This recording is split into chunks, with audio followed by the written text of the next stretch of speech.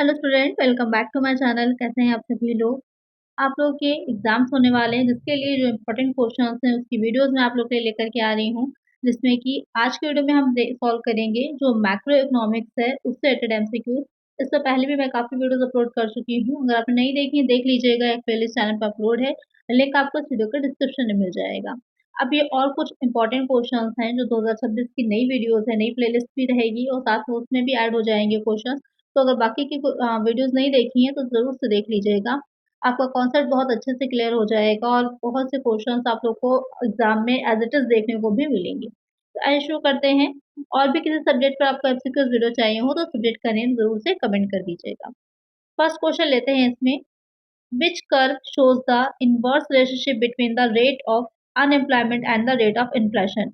कौन सा वक्र बेरोजगारी की दर और मुद्रास्फीति की दर के बीच विपरीत संबंधों को दर्शाता है। यहाँ पर आपसे कह रहा है इनवर्स, जो उसका आपस में रिलेशनशिप है वो इनवर्स होती है, विपरीत संबंध होता है। जो लेफर कर्व होता है, फिलिप्स कर्व होता है, आईएस कर्व होता है या फिर लॉरेंस कर्व होता है। अब ये चारों ही इंपॉर्टेंट है, आपने पढ़े ही होंगे।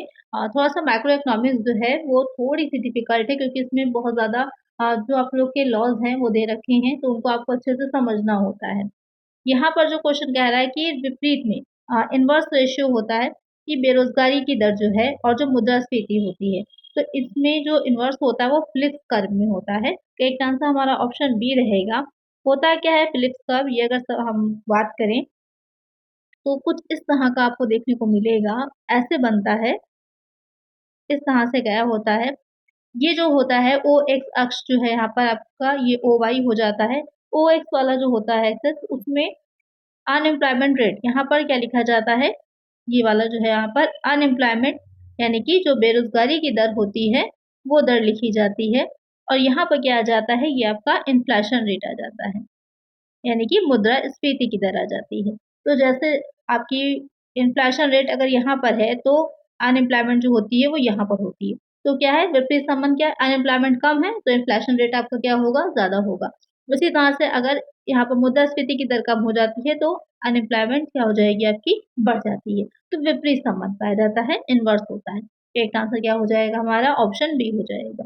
मुद्रास्फीति होती क्या है, तो मुद्रास्फीति यानी कि जो मनी होती है, मुद्रा होती है, उसकी परचेजिंग पावर कम हो जाती है। जब बहुत ज़्यादा मनी जो होती है, मुद्रा जो होती है मार्केट में फैल जाती है। अब आप आजकल आप देखते होंगे मार्केट में आप जाते हैं तो किसी भी चीज़ को परचेज करने के लिए आपको बहुत ज़्यादा पैसे देने पड़ते हैं। मुद्रास्फीति बहुत ज़्यादा बढ़ जग गई है। क्यों? क्योंकि अब महंगाई बहुत बढ़ गई है।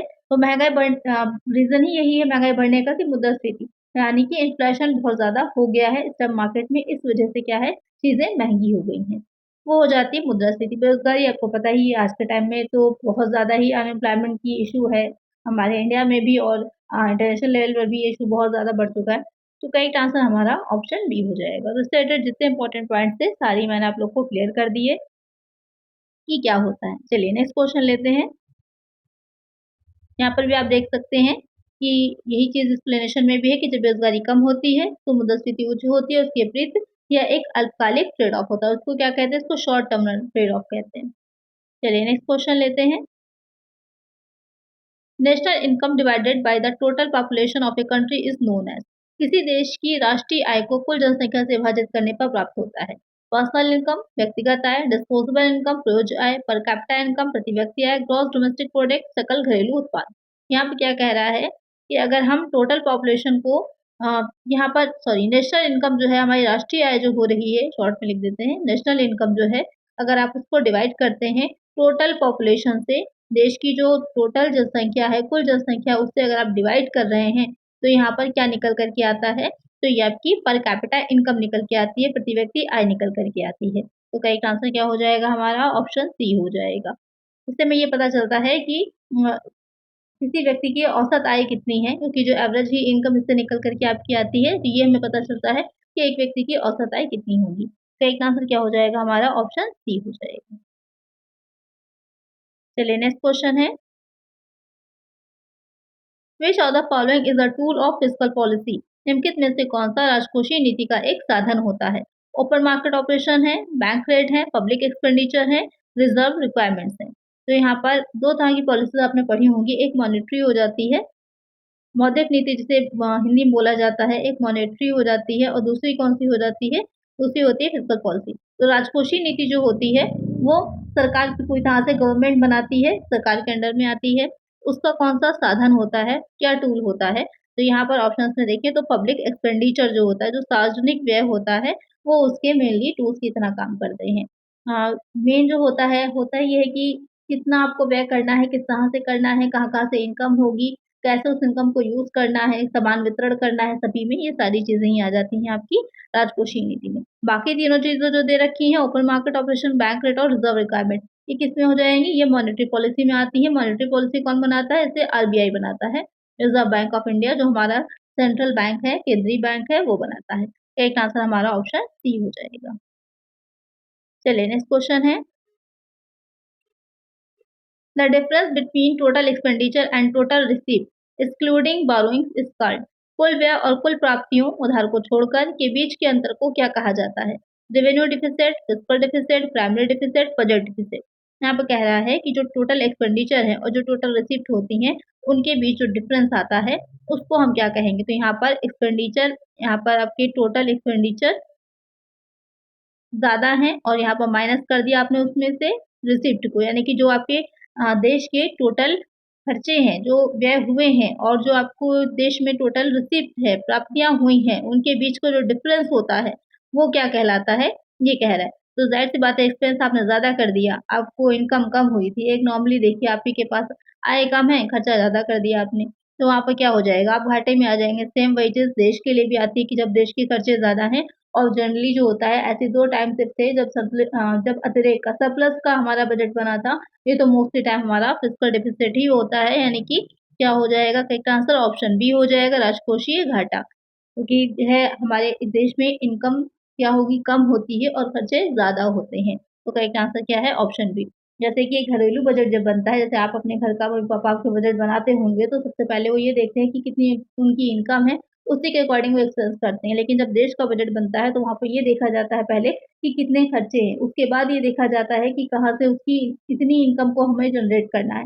और अगर कम पड़ता है तो वहाँ पर फिर लोन लिया जा सकता है और यहाँ पर घाटे का बजट बनाया जा सकता है, ये सारी व्यवस्था होती है। तो करेक्ट आंसर क्या हो जाएगा हमारा ऑप्शन डी हो जाएगा। चलिए नेक्स्ट क्वेश्चन है who is responsible for implementing monetary policy in India? Bharat में मौद्रिक नीति को लागू करने के लिए कौन जिम्मेदार है? फाइनेंस मिनिस्ट्री, वित्त मंत्रालय, नीति आयोग या फिर रिजर्व बैंक ऑफ इंडिया से भी? अभी इसका आंसर मैंने आपको बता ही दिया। जो फिजिकल पॉलिसी होती है, राजकोषीय नीति होती है, उसको कौन बनाता है? सरकार बनाती है, गवर्नमेंट बनाती है। लेकिन जो मॉनेटरी पॉलिसी होती है उसको कौन बनाता है? तो अभी इसका आंसर मैंने आप लोग को बताया है। अगर ध्यान से आप वीडियो देख रहे हैं तो आपको जरूर से पता होगा, जल्दी से इसका आंसर कमेंट कर दीजिए कि जो मॉनेटरी पॉलिसी होती है उसको कौन बनाता है देश में। और साथ में ही ये भी देखना है कि कौन कमेंट कर पाता है कि इस टाइम जो उसके मेन गवर्नर हैं वो कौन है, उनका नाम क्या है? ये भी ज़रूर से आपको कमेंट सेक्शन में बताना है। गवर्नर का नाम भी बताना है और साथ ही ये भी बताना है कि कौन बनाता है मॉनेटरी पॉलिसी को। ये कमेंट सेक्शन में आप लोग बताइएगा। करेक्ट आंसर यहाँ पर क्या होगा? चलिए नेक्स्ट क्वेश्चन लेते हैं।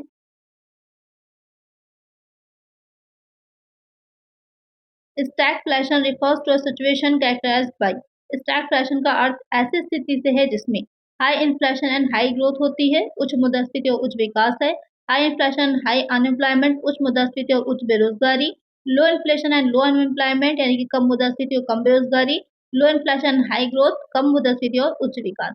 तो स्टैगफ्लेशन जो है अ, जो स्थिति होती है, क्योंकि जो आपकी अभी मैंने आपको मुद्रास्फीति के बारे में पढ़ाया, यानी कि जो इन्फ्लेशन होता है, स्टैगफ्लेशन है, डिप्रेशन है, ये सारी अवस्थाएँ होती हैं जो एक अर्थव्यवस्था जो होगी हमारी उसमें एक साइकिल की तरह चलती रहती हैं। तो यहाँ पर स्टैगफ्लेशन की जो स्थिति होती है उसमें क्या होगा? ये क्वेश्चन आपसे कह रहे हैं। तो वहाँ पर क्या होता है, हाई इन्फ्लेशन होगा और हाई एम्प्लॉयमेंट होता है। मुद्रास्फीति भी उच्च होती है और बेरोज़गारी भी बहुत अधिक होती है। जबकि इन्फ्लेशन में क्या था, इन्वर्स था। अगर मुद्रास्फीति इन्फ्लेशन आपकी बढ़ता है, तो सॉरी, जो अभी फ्लिप कर पढ़ाया था आपको उसमें कि हाई इन्फ्लेशन होता था तो वहाँ पर लो अनएम्प्लॉयमेंट होती थी, इन्वर्स वाला था।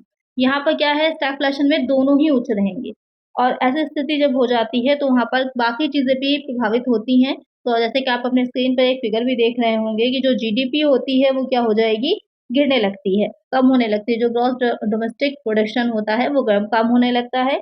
अनएम्प्लॉयमेंट क्या है, वो तो बढ़ जाएगी। बेरोज़गारी, डिमांड भी क्या होती है, नीचे जाने लगती है, कम होने लगती है। और इन्फ्लेशन भी बढ़ने लगता है। तो चारों चीज़ें प्रभावित होती हैं, 2 चीज़ें कम होती हैं और 2 चीज़ें बढ़ने लगती हैं। तो आपको क्लियर हो गया होगा? एक आंसर हमारा ऑप्शन बी होगा। चलिए नेक्स्ट है, gross national product GNP is equal to, सकल राष्ट्रीय उत्पाद जीएनपी किसके बराबर होता है? GDP plus net factor income from abroad, यानी कि जीडीपी में आप जब विदेशों से शुद्ध कारक आय को जोड़ देते हैं, GDP minus depreciation, NDP plus depreciation या फिर personal income minus taxes. GNP की यहाँ पर बात हो रही है, आपने जीडीपी ज्यादा सुना होगा लेकिन इसमें जीएनपी है, एनएनपी है, एनडीपी है, ये सारी चीजें भी पूछी जाती हैं। प्रीवियस वीडियोस देखिएगा जो मैंने अपलोड करी हुई है, उसमें बहुत अच्छे से मैंने एक अलग पूरा इस पर एक अलग वीडियो भी आई थी जहाँ पर मैंने सारे क्वेश्चंस आपको कराए थे। तो प्लेलिस्ट का लिंक जो है इस वीडियो के डिस्क्रिप्शन में है, वो वीडियोस देखिए, आपको अच्छे से क्लियर हो जाएगा इन सारी चीज़ों के बारे में।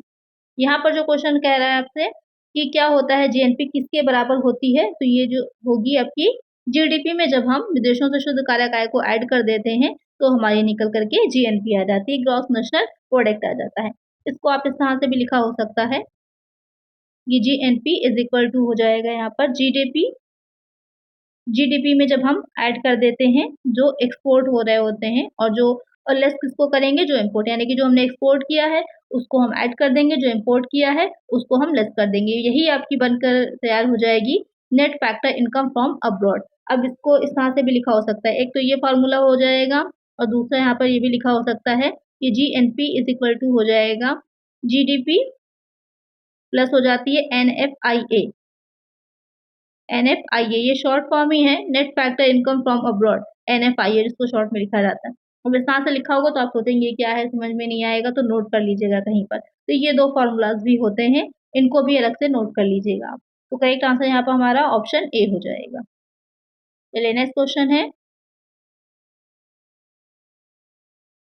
The process of credit creation is performed by, साख सजन क्रेडिट क्रिएशन जो है की प्रक्रिया किसके द्वारा की जाती है, कौन करता है? सेंट्रल बैंक है, कॉमर्शियल बैंक है, फाइनेंस मिनिस्ट्री है, ऑल ऑफ द अबव। तो यहाँ पर जो क्रेडिट क्रिएशन का काम होता है, यानी कि क्रेडिट देना, साख को बनाना, कौन करता है? कॉमर्शियल बैंक करते हैं। अब आप यहाँ पर कंफ्यूज होकर सेंट्रल बैंक लगा देंगे, गलत हो जाएगा। जो साख के निर्माण का काम, सृजन का काम होता है, वो कॉमर्शियल बैंक के द्वारा होता है। कॉमर्शियल बैंक जो होते हैं कैसे करते हैं कि जो सेंट्रल बैंक जो होगा वो तो करेंसी को इश्यू करता है, करेंसी इश्यू करना उसका मेन काम होता है। लेकिन जो साख का सृजन होता है, जो बैंक होते हैं, कमर्शियल बैंक होते हैं, वो लोन प्रोवाइड कराते हैं। लोन मार्केट में प्रोवाइड वो करवाते हैं, जिस वजह से क्या होता है, साख का सृजन होता है। एक आंसर हमारा ऑप्शन बी हो जाएगा। यहाँ पे आप देख भी सकते हैं कि while the central bank issues currency, commercial bank creates money by lending out a portion of the deposits they receive। जो उनको रिसीव हो रहा होता है उसको ही उधार के पैसे दोबारा से देते हैं। आप लोग सोचते होंगे कि बैंकों को क्या इनकम होती है, आपने अपना पैसा तो बैंक में जमा कर दिया। आप जो जनता की छोटी-छोटी जमाएँ होती है, बैंक उसको क्या करते हैं, कलेक्ट करते हैं। कलेक्ट करके वो एक बड़ी जमा को बनाते हैं और जो व्यवसायी बिज़नेसमैन होते हैं उनको क्या करते हैं, लोन प्रोवाइड करवाते हैं। और आपको इसके बदले में क्या मिलता है? आपने जो धन वहाँ जमा किया उसके बदले में आपको इंटरेस्ट मिलता है और सेम वैसे ही जो बिज़नेसमैन होते हैं वो बैंक को इंटरेस्ट देते हैं। यहाँ पर जो बिज़नेसमैन होते हैं वो बैंक को इंटरेस्ट देते हैं, तो उससे बैंक की इनकम होती है, बीच का डिफरेंस जो होता है वो उनका लाभ हो जाता है, प्रॉफिट हो जाता है। तो इस तरह से बैंक काम करता है। ये तो बहुत सिंपल सी साधारण सी भाषा में आपके समझने के लिए है। चलिए नेक्स्ट क्वेश्चन लेते हैं। When the central bank buys government securities in the open market, it leads to, जब केंद्रीय बैंक खुले बाजार में सरकारी प्रतिभूतियां खरीदता है तो इससे डिक्रीज इन मनी सप्लाई, मुद्रापूर्ति में कमी होती है, इंक्रीज इन मनी सप्लाई, मुद्रापूर्ति में वृद्धि होती है, no change in money supply, मुद्रापूर्ति में कोई परिवर्तन नहीं होता, इंक्रीज इन टैक्स रेट, कर दरों में वृद्धि होती है। यहाँ पर कह रहा है जो सेंट्रल बैंक जो है, जो आपका रिजर्व बैंक है, वो खुले बाजार में, ओपन मार्केट में जो उसकी गवर्नमेंट सिक्योरिटीज होती है उसको परचेज करता है। तो क्या होगा, गवर्नमेंट सिक्योरिटीज परचेज करेगा तो बदले में क्या देगा, बदले में करेंसी इशू करेगा, जो मुद्रा का निर्गमन करेगा।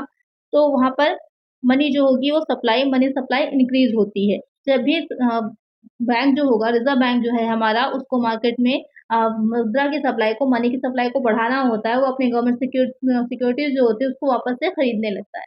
तो उसके बदले में जो धनराशि देता है तो मार्केट में बढ़ जाता है, मुद्रा की जो होता है टोटल मनी जो होती है वो इंक्रीज हो जाती है। और सेम इसी तरह का काम होता है कि जब उसको कम करनी होती है मात्रा मार्केट से, तो वो क्या करने लगता है, सेल करना शुरू कर देता है अपने गवर्नमेंट सिक्योरिटीज़ को। तो इस तरह से वो क्या होता है, कंट्रोल रखता है मार्केट में मुद्रा की मात्रा। तो एक आंसर हमारा ऑप्शन बी हो जाएगा। चलिए नेक्स्ट है, यहाँ पे आप देख सकते हैं कि when RBI buy securities it pays cash to the bank increasing the liquidity money supply in the economy. जब आरबीआई प्रतिभूतियां खरीदता है तो वह बैंकों को नगद भुगतान करता है, जिससे अर्थव्यवस्था में तरलता बढ़ जाती है, और इसके अपोजिट सिचुएशन में क्या होता है, तरलता कम हो जाएगी। नेक्स्ट क्वेश्चन है, the great depression of 1929 is associated with which economist. 1929 की जो महान मंदी थी किस अर्थशास्त्री से जुड़ी है? एडम स्मिथ से, डेविड रिकार्डो से, जेम्स कीन्स से, अल्फ्रेड मार्शल से। तो ये जो महान मंदी है इसके बारे में काफी जो चर्चा करी थी तो वो जेम्स कीन्स ने की थी, तो उन्हीं से रिलेटेड मानी जाती है। उसमें उन्होंने अपनी प्रतिक्रिया दी थी, रिस्पॉन्स दिया था, उसका विश्लेषण किया था। तो कई आंसर हमारा ऑप्शन सी हो जाएगा।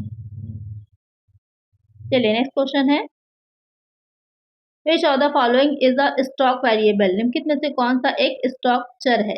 इनकम है, वेल्थ है, इन्वेस्टमेंट है, कंजप्शन है।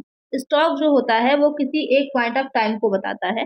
स्टॉक हमको ये बताता है कि किसी डिफिनेट टाइम में कितना पार्टिकुलर टाइम में कितना स्टॉक है आपके पास, क्योंकि डेट दे रखी होती है, ओपनिंग स्टॉक है, क्लोजिंग स्टॉक इस तरह से होता है। तो बहुत सी चीजें भी आप रखते हैं, बनाते हैं, कुछ इस तरह के पत्र जो है, जैसे बिन कार्ड होता है, कॉस्ट अकाउंटिंग की तरफ अगर हम देखें तो ये सब चीजें बनती है, इससे कि हमें पता चलता है कि स्टॉक कितना है। सेम वैसे ही वेल्थ के बारे में भी होता है कि वेल्थ के बारे में भी किसी एक पर्टिकुलर टाइम पे देखा जाता है कि किसी कंपनी की वेल्थ क्या है। तो यहाँ पर करेक्ट आंसर क्या हो जाएगा, हमारा ऑप्शन बी हो जाएगा। चलिए नेक्स्ट है, यहाँ पर आप देख सकते हैं कि a stock is measured at a point in time like a bank balance, a flow is measured over time like monthly salary. चलिए नेक्स्ट है, the marginal propensity to consume MPC lies between. सीमांत उपभोग प्रवृत्ति किसके बीच होती है, इसको short में एमपीसी बोलते हैं। 1 and 2 के, 0 and 1 के, -1 and 0 के, 0 and infinity के। तो यहाँ पर जो एमपीसी है वो किसके बीच में होती है, तो एमपीसी जो होती है वो 0 और 1 के बीच में होती है, 0 and 1 के बीच में होती है। एमपीसी होता क्या है, तो यहाँ पर एमपीसी जो है इसका फॉर्मूला होता है जो कि कुछ इस तरह से होगा, जो कंजप्शन है, जो उपभोग होगा, और जो इनकम होती है, इसके बीच में क्या हो जाएगा, एक रेशियो भी समझ लीजिए, डिवाइड करके निकाला जाता है, इसीलिए 0 और 1 के बीच में होता है। इससे रिलेटेड क्वेश्चन भी बनता है, अभी आगे आप लोग देखेंगे, मैंने न्यूमेरिकल भी इससे रिलेटेड इंक्लूड किया है। तो यहाँ पर और अच्छे से आपको क्लियर हो जाएगा। और अगर अभी तक वीडियो अच्छी लग रही, लाइक नहीं किया है तो क्या कर रहे हैं आप लोग, जल्दी से लाइक कर दीजिए, और सब्सक्राइब नहीं किया तो सब्सक्राइब भी कर लीजिएगा, और ज़्यादा से ज़्यादा ग्रुप्स में जहाँ पर भी आप ऐड होंगे वीडियो को प्लीज़ शेयर कर दिया करिए। चलिए नेक्स्ट है, बैलेंस ऑफ पेमेंट इंक्लूड्स, जो बीओपी से शॉर्ट में कहते हैं, इसमें क्या शामिल होता है? Visible trade only, invisible trade only, both visible and invisible trade, इनमें से कोई नहीं। तो यहाँ पर जो बैलेंस ऑफ पेमेंट होता है, भुगतान संतुलन, एक आपने व्यापार संतुलन सुना होगा और एक आपने भुगतान संतुलन सुना होगा। जो भुगतान संतुलन यानी कि बीओपी होता है उसमें विजिबल और इनविजिबल दोनों तरह के ट्रेड को शामिल किया जाता है, दृश्य और अदृश्य दोनों व्यापार शामिल होते हैं। एक आंसर क्या हो जाएगा, हमारा ऑप्शन सी होगा। और जो व्यापार संतुलन होता है उसमें सिर्फ और सिर्फ दृश्य। अब यहाँ पर दृश्य और दृश्य क्या है, तो दृश्य में क्या आ जाती हैं, गुड्स आ जाती हैं, वस्तुएं आ जाती हैं, और जो अदृश्य होता है इसमें क्या आ जाता है, इसमें सर्विसेज भी आ जाती हैं। तो मेनली अब उनकी ये भाषा है, इस टर्म में उन्होंने लिख दिया, अगर सिंपल सिंपल इस तरह से लिख देता तो ज़्यादा अच्छे से समझ में आ जाता, लेकिन हर सब्जेक्ट की अपनी एक क्या होती है, लैंग्वेज होती है, वो आपको समझनी होती है। तो एक आंसर हमारा ऑप्शन सी होगा। चलिए नेक्स्ट है, in a 3 sector economy the sectors are. एक 3 क्षेत्रीय अर्थव्यवस्था में कौन से क्षेत्र होते हैं? House hold and firm, house hold firm and government, house hold firm and external sector, firm government and external sector. तो यहाँ पर 3 सेक्टर इकोनॉमी जो है वो 3 क्षेत्रीय अर्थव्यवस्था जो होती है उसमें कौन से क्षेत्र होते हैं, तो उसमें हाउस होल्ड आ जाता है, फर्म आ जाती है, और गवर्नमेंट आ जाती है, परिवार, फर्म और सरकार आती है। करेक्ट आंसर हमारा ऑप्शन बी हो जाएगा। अब थोड़ा सा इसको और समझ लीजिए, यहाँ पर हाउस होल्ड में कंज्यूमर्स आ जाते हैं, फर्म्स हो जाती हैं जो प्रोड्यूसर्स होते हैं यानी कि जो निर्माता होते हैं, और साथ में सरकार गवर्नमेंट हो जाती है। तो इन तीनों को शामिल किया जाता है। चलिए नेक्स्ट है, inflation is measured in India primarily using. Bharat में मुद्रास्फीति मुख्य रूप से किसके माध्यम से मापी जाती है? जीडीपी डिफ्लेटर यानी कि GDP deflator, consume price index होते हैं जो कंज्यूमर प्राइस होते हैं, उपभोक्ता मूल्य सूचकांक होते हैं, होलसेल प्राइस इंडेक्स होते हैं, थोक मूल्य सूचकांक, बोथ बी एंड सी। तो जो ये आपकी इन्फ्लेशन होता है वो इंडिया में इन दोनों ही माध्यम से मेज़र किया जाता है, सीपीआई से भी, डब्ल्यूपीआई से भी। करेक्ट आंसर हमारा ऑप्शन डी होगा। अब अगर आपके आंसर जो आते हैं, क्वेश्चन आपके जो पूछा जाता है उसमें सिर्फ डब्ल्यूपीआई हो तो उसको टिक कर दीजिएगा, सिर्फ सीपीआई हो तो उसको टिक कर दीजिए। अगर दोनों हो तो बोथ का एक ऑप्शन ज़रूर होगा। अगर बोथ का ऑप्शन होगा तो वहीं पर उसी को आप आंसर मानिएगा। चलिए नेक्स्ट है, which of the following is excluded from GDP calculation? सकल घरेलू उत्पाद की गणना में किसे शामिल नहीं किया जाता? एक्सपोर्ट्स ऑफ गुड्स, वस्तुओं का निर्यात, गवर्नमेंट स्पेंडिंग, सरकारी खर्च, ट्रांसफर पेमेंट, हस्तांतरण भुगतान, बिजनेस इन्वेस्टमेंट, व्यावसायिक निवेश। तो क्या शामिल नहीं किया जाता जीडीपी की गणना में? तो इसमें हम हस्तांतरण भुगतान यानी कि ट्रांसफर पेमेंट को इंक्लूड नहीं करते हैं, बाकी तीनों ही चीजें जो होती हैं वो इंक्लूड की जाती हैं।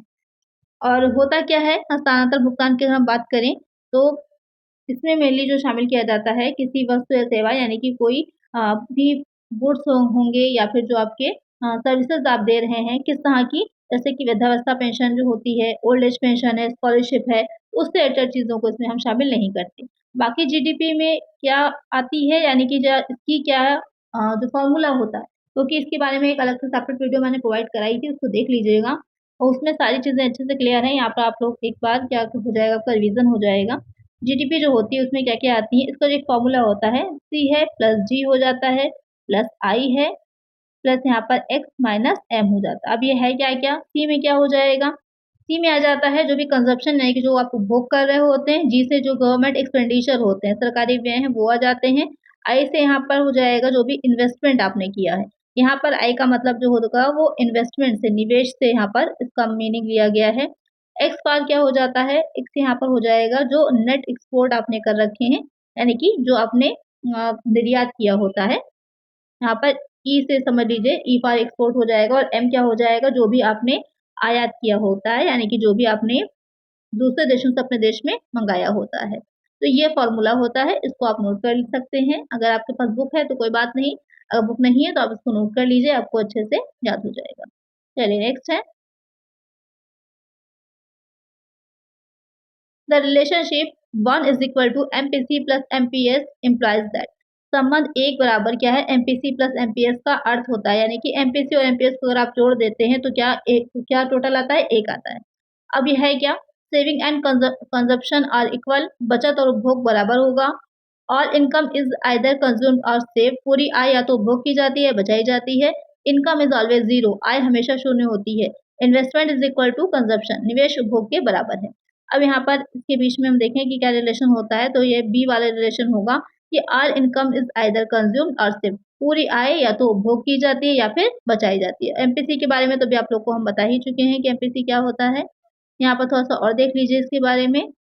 For every extra rupee earn you can either spend it MPC, यानी कि जितना भी आपने 1 रुपए अर्न किए हैं तो या तो आप पूरा उसको उपभोग में उसमें पूरी तरह से स्पेंड कर दीजिए या फिर आप उसको एमपीएस यानी कि सेव कर सकते हैं। Therefore their sum always equals to 1।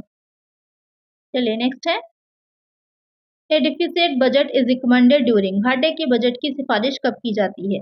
Inflation, मुद्रास्फीति के दौरान, डिप्रेशन मंदी के दौरान, बूम तेजी के दौरान और हाइपर इन्फ्लेशन अति मुद्रास्फीति के दौरान। ये सारी स्थितियां होती हैं एक इकोनॉमी में, अलग अलग मैं आप लोग को पहले भी बता चुकी हूँ। अगर आप लोग कमेंट करिएगा तो इस पर एक सेपरेट वीडियो भी लेकर के आ जाएंगे जिससे कि सारी चीजें आपको और अच्छे से क्लियर हो जाएं।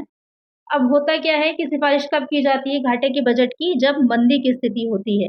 जब जिस टाइम पर मंदी के सिचुएशन होती है तो उस टाइम पर इसकी सिफ़ारिश ज़्यादा की जाती है। घाटे के बजट में क्या है, अभी मैंने आप लोग को बताया, यहाँ पर एक्सपेंसेस क्या होते हैं, ज़्यादा हो जाते हैं और इनकम जो होती है वो कम हो जाती है। तब वहाँ पर सिचुएशन जो बीच का डेफ़िसिट होता है, जो बीच की डिफ़रेंस आ रहा होता है उसको पूरा करने के लिए घाटे का बजट बनाया जाता है। और ये स्थिति कब होती है? जब मंदी की सिचुएशन होती है। मंदी में क्या होगा, वही चीज़ अभी जो आपने काफ़ी सुना भी होगा इसके बारे में, ये वहाँ पर क्या है, बिल्कुल ही मार्केट जो होती है डाउन हो जाती है, यानी कि वो रुपए का जो मूल्य होता है वो बिल्कुल ही बहुत ज़्यादा गिर जाता है। बहुत ज़्यादा महँगाई बढ़ जाती है, ऐसी सिचुएशन जो होती है वो मंदी की हो जाती है। चलिए नेक्स्ट है, यहाँ पर न्यूमेरिकल है जो अभी मैंने स्टार्टिंग में आपको बताया था कि what is the money multiplier if the cash reserve ratio is 10%।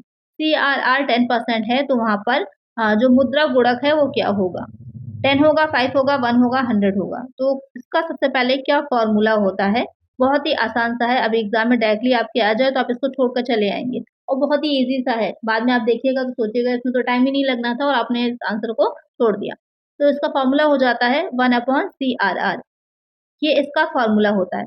अब यहाँ पर 1 तो ऑलरेडी आपका होगा ही और सीआरआर क्वेश्चन में दे रखा है 10%, परसेंट लगा है तो 10 यहाँ पे लिखेंगे तो यहाँ पर 100 लगा दीजिए क्योंकि परसेंट लगा है।